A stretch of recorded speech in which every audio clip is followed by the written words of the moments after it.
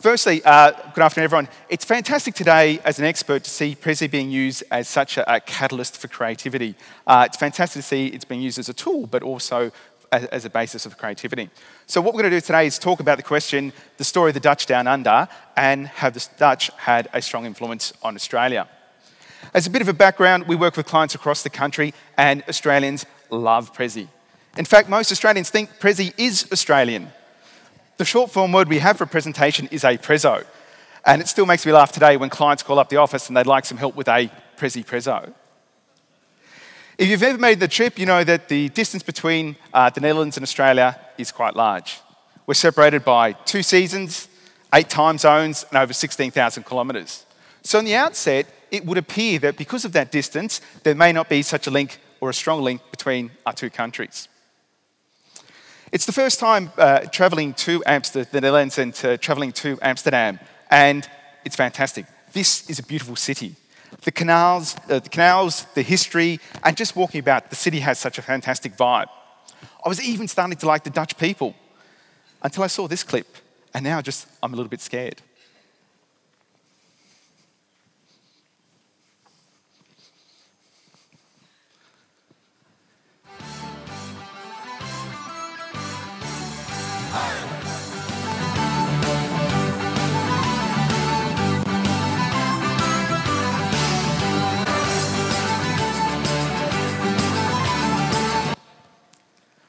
I have no idea what that is. So the outset is, it feels that there is a great difference between our 2 countries. And have the Dutch had a strong influence on Australia? My answer to that is yes. And what I'd like to reveal today is a little known part of history with a twist that would suggest why that's the case. So for those of you who are thinking the question and responded in the negative, had the Dutch strong influence in Australia, I'd like to present these ideas to you and maybe change your perspective on that.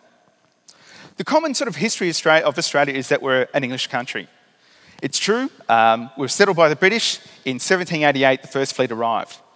The British established Australia as a penal colony. As punishment for their poorest people for stealing a loaf of bread, they'd send them to the other side of the world where there's sun, surf, and as much seafood as they can have. As a result, our head of state is the Queen. We speak a version of English, and we like to play and usually beat the English in a game of cricket.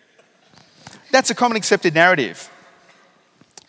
There's more to it though, and there's something Dutch that happened a very long time before that.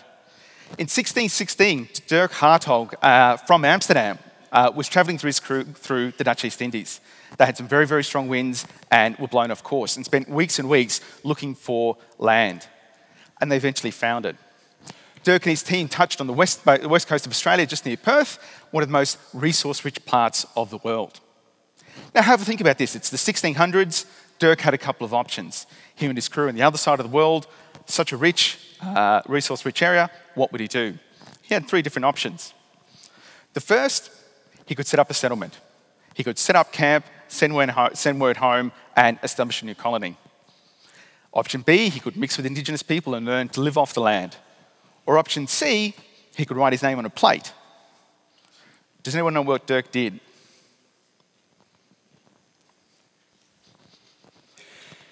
If you chose option C, you'd be correct. He wrote his name on a plate and left and went home. And in fact, that plate is only a couple of kilometres away from where we are today in the, excuse my pronunciation, Rijksmuseum, and it's called the Hartog Plate. So Dirk was the first European to ever set foot in Australia. And that's a little known part of history, but here's the twist. I don't think they all left. I think such the crew were having a great time and some of them stayed behind. And as a result, there's a Dutch influence in Australia that we may not have seen or put the dots together so far before today. So, some of the team left behind, Dirk went home. What did they do? Well, let me present a couple of examples. They adapted the national footwear to local environment. Clogs didn't work very well in sand, and that became the thong. And as a result, we're the only 2 countries in the world that are identified as a national icon of footwear. What else did they do? When they came through to a new country, tulips didn't work, and they mixed with the Dutch people mixed with the indigenous people, and the Dutch language started to come into a local indigenous Aboriginal language. And as a result, we have some of the biggest street signs in the world, and some of the best Scrabble scores as well. We have names like Woolloomooloo, Wangaratta, and Wollongong. very, very big street signs. Tulips didn't grow, but windmills worked. So an adapted version of the windmill can now be seen all across Australia.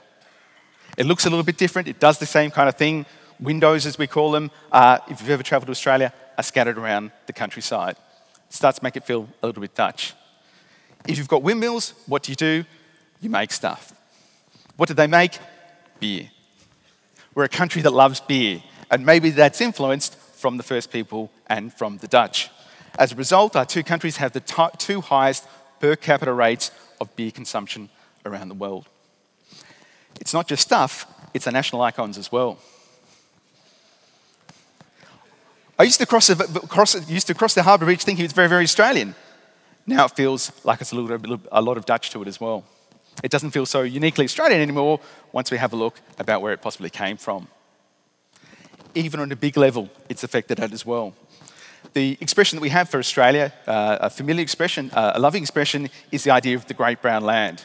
We have a big, flat, Great Brown Land. But have a look at it today, look at it a little bit closer, examine the things that may have been a Dutch influence in Australia, and it starts to look a little bit different. It starts to look a little bit orange. That's the story in Prezi Kucha of the Dutch Down Under. So until today, we didn't know there is a little bit of history with a twist and why there is a strong influence on the Dutch within Australia. Thank you very much.